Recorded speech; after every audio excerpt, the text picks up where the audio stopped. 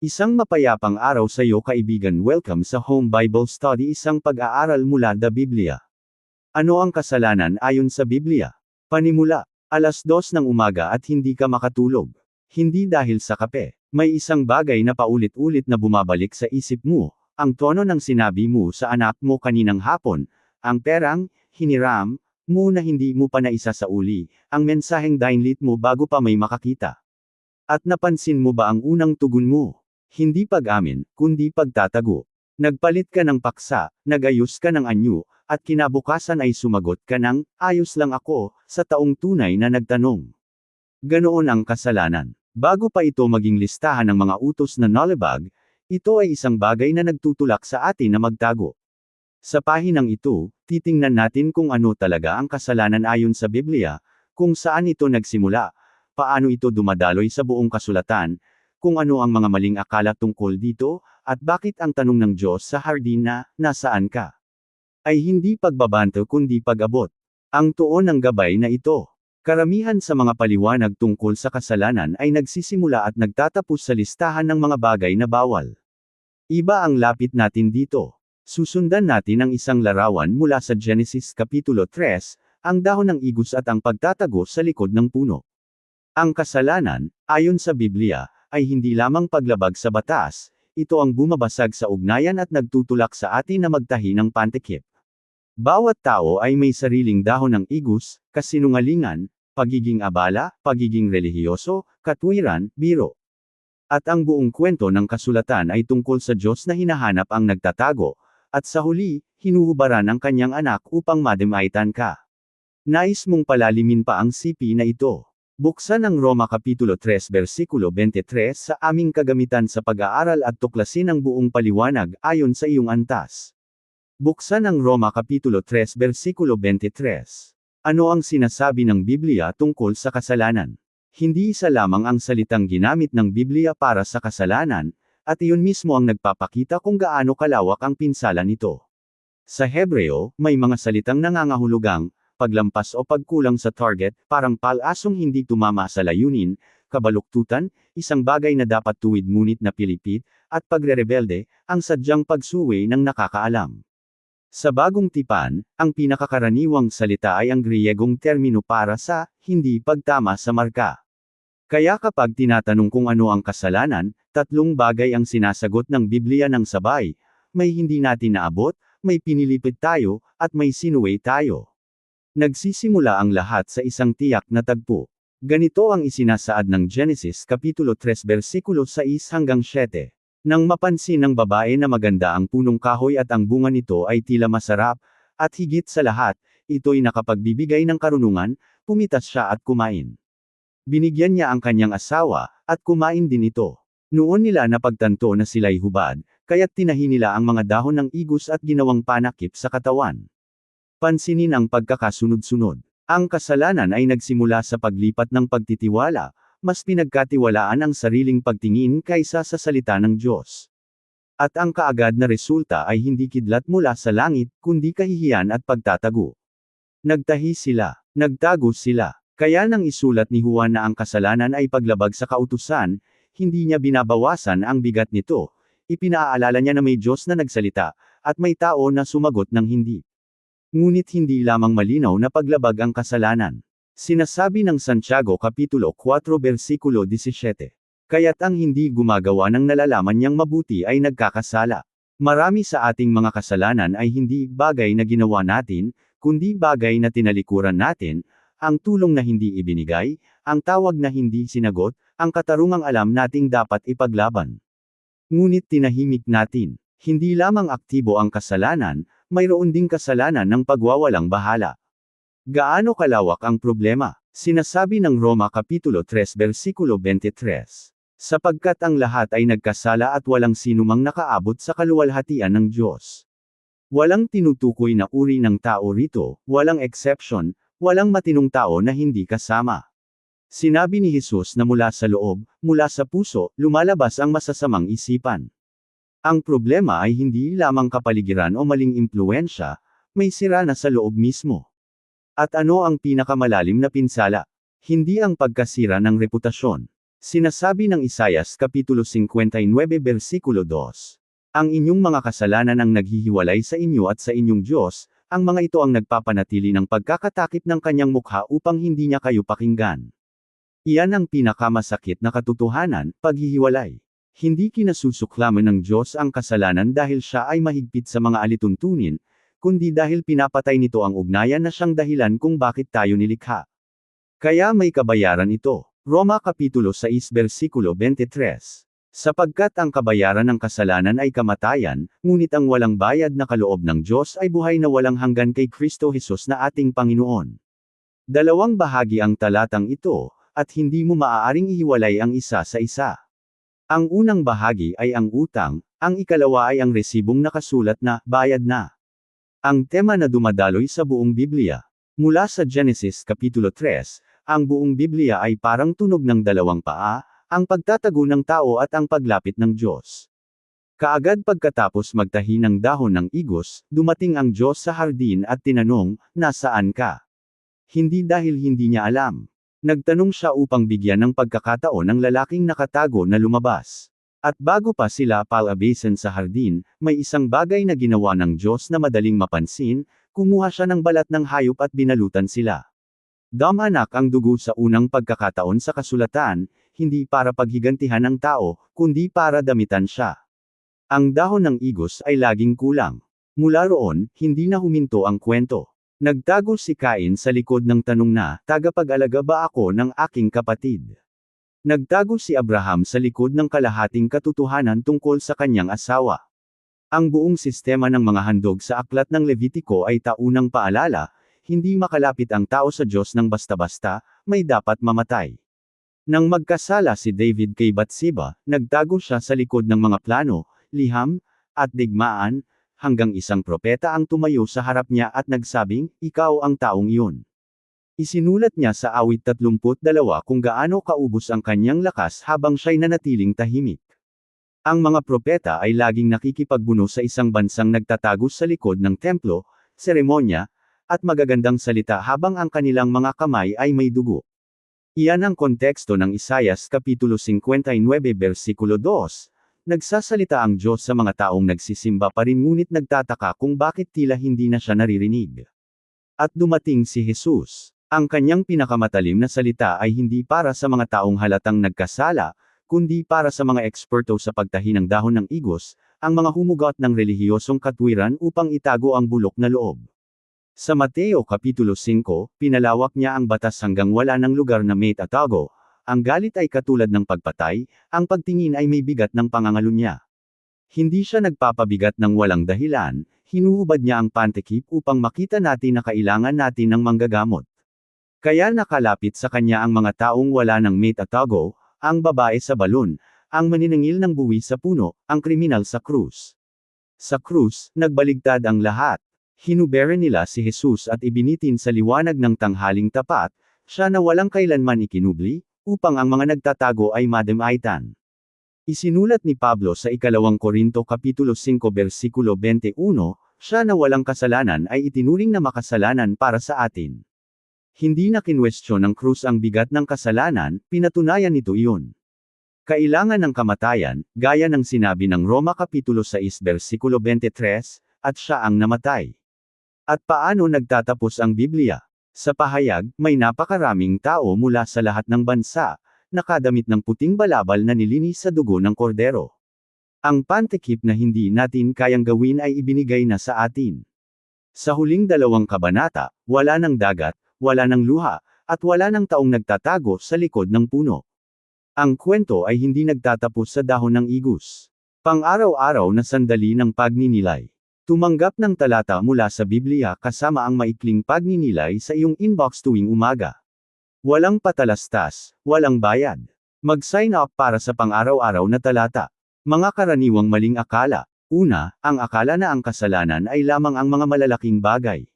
Marami ang naniniwala na may listahan ng mga seryosong kasalanan, pagpatay, pagnanakaw, pangangalunya, at ang iba ay maliliit na pagkakamali lamang. Ngunit sinasabi ng Santiago Kapitulo 4 versikulo 17 na kasalanan na ang hindi gawin ang mabuting alam mo. Ibig sabihin, ang katahimikan mo habang may inaapi sa harap mo, ang pagiging walang pakialam sa pamilya, ang pagiging abala sa telepono kaysa sa asawa, lahat ito ay bahagi ng usapan. Hindi ito para gawing mabigat ang buhay Kristiyano, kundi para wakasan ang palusot na, wala naman akong ginagawang masama. Ang tanong ay hindi kung nakaiwas ka sa malaking kasalanan, ang tanong ay, nasaan ka kaugnay ng Diyos? Ikalawa, ang kabaligtaran, mabuti naman ako, kaya hindi ako makasalanan. Malinaw ang Roma Kapitulo 3 versikulo 23, ang lahat ay nagkasala at walang sinumang nakaabot sa kaluwalhatian ng Diyos. Ang pamantayan ay hindi ang kapitbahay mong mas malala, o ang balitang mas nakagagalit. Ang pamantayan ay ang kaluwalhatian ng Diyos. Kapag ang sukat ay ang taong nasa tabi mo, madaling magmukhang matino, kapag ang sukat ay ang kabanalan ng Diyos, lahat tayo ay kulang. Ang katotohanan ito ay hindi para durugan ka, kundi para wakasan ang paghahambing. Wala nang dapat ipagmalaki, at wala rin dapat ikahiya ng labis, dahil pare-pareho tayong nakatayo sa parehong lupa. Ikatlo, ang paniwalang ang tukso ay kasalanan na. Marami ang nabibitag dito at napapagod sa sarili. Ngunit sa Genesis Kapitulo 3 versikulo 6 hanggang 7, hindi ang pagkakita ng bunga ang kasalanan, kundi ang pagpitas at pagkain. May pagitan sa pagitan ng tukso at pagsang-ayon, at doon nakatayo ang kalayaan. Si Jesus mismo ay tinukso, ngunit hindi nagkasala. Kaya kung dumaan sa isip mo ang maruming larawan, galit, o kasakiman, hindi iyon automatikong hatol laban sa iyo. Ang tanong ay, pinapasok mo ba ito sa iyong puso at pinapaupo sa hapag? Ikaapat, ang pinakamapanganib, kaya ko naman itong hawakan. Naniniwala tayo na kung magsisikap tayo ng kaunti pa, kung mas disiplinado, mas relihiyoso, mas produktibo, mahihigpitan natin ang kasalanan. Iyan mismo ang pagtahi ng dahon ng igos, gawa ng sariling kamay na pantekip sa hubad na katotohanan. Sinabi ng Isaias Kapitulo 59 versikulo 2 na hindi lang mali ang kasalanan, ito ay naghihiwalay. Hindi mapupunan ng pagsisikap ang ugnayang nasira, kailangan itong ipagkasundo, at iyon ang ginawa ng Diyos, hindi tayo. Kaya ang unang Juan Kapitulo 1 versikulo 9 ay hindi nagsasabi, ayusin ninyo ang inyong sarili, kundi, ipahayag ninyo, ilabas ninyo sa liwanag, at ang Diyos ang gagawa ng paglilinis. Isabuhay ito ngayon. Nagiging totoo ang lahat sa mga ordinaryong sandali. Halimbawa, sa trabaho, nagkamali ka sa ulat at may ibang tao na napagbintangan. Kaya mong tumahimik at makaligtas. Ang katahimikan mo ay ang dahon ng igos. Ang pagsasabuhay ng katotohanan ay ang paglapit sa iyong pinuno bago pa lumaki ang bintang. Kahit may kapalit, may kalayaan sa likod ng pag-amin na hindi maibibigay ng katahimikan. Sa pamilya, madalas hindi sa malaking pagkakamali nakikita ang kasalanan, kundi sa tono ng pananalita na naging normal na. Alam mo na may sinasabi ka sa asawa na hindi mo sasabihin sa kaibigan. Alam mo na may anak kang laging pinapuna. Dito rin gumagana ang Santiago Kapitulo 4 versikulo 17, alam mo ang mabuti, ang mahinahong sagot, ang paghingi ng tawad sa harap ng anak, ang pagsasabi ng, mali ako, at hindi mo ito ginagawa. Ang praktikal na hakbang ay hindi paggawa ng mas mahigpit na plano, kundi paglapit sa taong nasaktan mo at paglabas mula sa likod ng puno. Sa pera, ang kasalanan ay madalas na nakatago. Maaaring walang batas na nilalabag ang utang na itinatago mo sa pamilya, o ang paggastos na dapat ay para sa ipon ng anak, o ang paghawak ng pondo ng simbahan na, hihiramin lang muna. Kadalasan hindi biglaan ang pagbagsak dito, unti-unti itong nangyayari sa dilim. Ang lunas ay liwanag, isang taong pinapayagan mong makita ang totoong kalagayan. Sa pag-iisa, dito madalas mabuo ang pinakamakapal na pantekip. Ang mga bagay na ginagawa natin kapag walang nakakakita, ang mga tab na isinasara bago pumasok ang iba, ang pagkain o panunood na ginagamit upang takpan ang lungkot. Hindi kailangan ng Diyos na ikwento mo pa, alam na niya. Ang unang Juan Kapitulo 1 versikulo 9 ay nag-iimbita, kung ipinapahayag natin ang ating mga kasalanan, siya'y tapat at matuwid, patatawarin niya tayo at lilinisin sa lahat ng ating kasalanan. Pansinin ang mga salitang, tapat at matuwid. Hindi ito nakabatay sa lakas ng iyong emosyon o haba ng panalangin, kundi sa katangian ng Diyos. Praktikal na hakbang, gawin itong araw-araw, hindi taunang okasyon. Bago matulog, tanungin ng tapat, Saan ako nagtago ngayon? Kanino ako dapat magsabi ng totoo bukas? At isaisip ang Roma Kapitulo 6 versikulo 23 ng buo, may kabayaran ang kasalanan, at binayaran na iyon. Kaya ang paglapit mo ngayon ay hindi paglapit sa hukom na may martilyo, kundi sa Ama na may damit sa kamay. Ang salamin. Ikaw, hindi ang mga makasalanan sa balita, hindi ang gobyerno, hindi ang taong nagkasala sa iyo noong nakaraang taon. Ikaw, ngayon, habang binabasa mo ito, alam mo kung saan ka nagtatago. Marahil hindi mo pa ito binibigkas ng buo kahit sa sarili mo. Baka ito ang trabahong pinasok mo upang hindi mo kailangang umuwi ng maaga. Baka ito ang pagiging abala sa gawain sa simbahan na nagpapangiti sa lahat samantalang ang pamilya mo ay nakakakita ng ibang bersyon mo. Baka ito ang kabaitang panlabas na tumatakip sa inggit na hindi maglilipas. Baka ito ang telepono sa dilim, ang palusot na, wala namang nasasaktan, ang tahimik na paghihiganti sa asawa. Baka ito ang paniwalang lampas na sa lahat ng kapatawaran ang nagawa mo, kaya hindi ka na lumalapit. Narito ang matalim na katotohanan, hindi ang kasalanan mo ang pinakamalaking problema mo, ang pagtatago mo ang problema. Ang kasalanan ay may nakahanda ng lunas sa kasulatan, alam ng Diyos kung ano ang gagawin dito. Ngunit hanggat nasa likod ka ng puno, hindi ka makakarinig ng anumang bagay maliban sa sarili mong takot. Gaya ng inilarawan ni David, nanatili siyang tahimik, at unti-unting nauubos ang kanyang lakas. At narito ang mapagpalayang katotohanan, ang tanong sa hardin ay, nasaan ka, hindi, ano ang ginawa mo? O, bakit hindi ka nagsikap pa? Hinahanap ka. Ang Diyos na alam na ang lahat ay hindi nagtatanong upang pahiyain ka, kundi upang hikayatin kang lumabas. Ang liwanag ay hindi kaaway ng nagtatago, ito ay tahanan. Anong isang bagay ang ipapahayag mo ngayong araw, sa Diyos at sa isang taong pinagkakatiwalaan mo? Hindi bukas. Ngayon, sa likod ng pag-amin na iyon ay may Ama na tumatakbo pa nga upang salubungin ang bumabalik. Kapag tinatanong ng mga bata, kung ano ang kasalanan, madalas tayong naglilista, huwag magsinungaling, huwag mag-away, huwag magnakaw. Tumpak iyon, ngunit hindi sapat. Sa maliliit na bata, mas nauunawaan nila ang larawan. Maaari mong sabihin na ang kasalanan ay parang paglayo natin sa Diyos, gaya ng batang bumitiw sa kamay ng ama sa palengke at ngayon ay nag-iisa, hindi tumigil sa pagmamahal ang ama, ngunit malayo na ang bata at kailangan siyang hanapin. Pwede rin gamitin ang kwento ng Genesis Kapitulo 3, nagtago sila, nagtahi ng dahon, at hinanap sila ng Diyos. May tatlong bagay na dapat laging sabay sabihin, totoo ang kasalanan, may bigat ito, at may nakabayad na. Kapag inalis natin ang unang dalawa, magiging mababaw ang pagmamahal ni Jesus sa isip nila. Kapag inalis natin ang ikatlo, lalaki silang may takot sa Diyos na hindi tama. Ipakita rin sa kanila na ang mga magulang ay nagsasabi rin ng, mali ako, patawad. Higit sa anumang aralin, ang nakikita nilang pag-amin sa loob ng tahanan ang magpapakita sa kanila na hindi delikado ang katotohanan. May mga paliwanag na angkop sa bawat edad, para sa mga batang 3 hanggang 6 na taon, may simpleng larawan at maiikling pangungusap, para sa mga nasa elementarya, nagsisimula ng magtanong ng, bakit, at para sa mga kabataan, nakikipagbuno na sa konsensya, pressure ng kaibigan, at tanong tungkol sa hustisya at kapatawaran.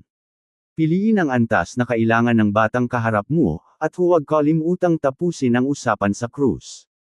Mga madalas itanong, ano ba talaga ang kasalanan ayon sa Biblia? Bakit kailangan nating malaman ang tungkol sa kasalanan? May iba't ibang antas ba ng kasalanan? Paano ko malalaman kung nagkasala ako? Ano ang pagkakaiba ng pagkakamali at kasalanan? Maaari bang mapatawad ang anumang kasalanan? Bakit may mga taong parang hindi nagkakasala? Kailangan ko bang aminin ang aking mga kasalanan sa ibang tao? Paano ko matitigil ang paggawa ng parehong kasalanan ng paulit-ulit? Ano ang mangyayari kung hindi ko aaminin ang aking mga kasalanan? Bilang pagtatapos, ang kwento ng kasalanan ay hindi nagtatapos sa dahon ng igus. Nagtatapos ito sa krus. Ang kasalanan ay naghihiwalay, ngunit ang dugo ni Jesus ay nagpapagaling. Ang kasalanan ay nagtatago, ngunit ang Diyos ay naghahanap. Ang kasalanan ay nagdudulot ng kamatayan, ngunit ang kaloob ng Diyos ay buhay na walang hanggan. Hindi ka na kailangang magtago. Ang tanong na, nasaan ka? Ay hindi hamon, ito ay paanyaya. Lumabas ka mula sa likod ng puno. Ang Ama ay naghihintay, at sa kanyang kamay ay hindi ang listahan ng iyong mga pagkakamali, kundi ang damit na nilinis sa dugo ng kanyang anak. Hindi na magkakaroon ng sumpa. Ang trono ng Diyos at ng Kordero ay nasa loob ng lungsod, at ang kanyang mga alipin ay magsisilbi sa kanya, Pahayag Kapitulo 22 versikulo 3 Amen. Maraming salamat sa pakikinig. Ako si Pastor Jeff Flores, nagsasabing sa Diyos ang lahat ng papuri.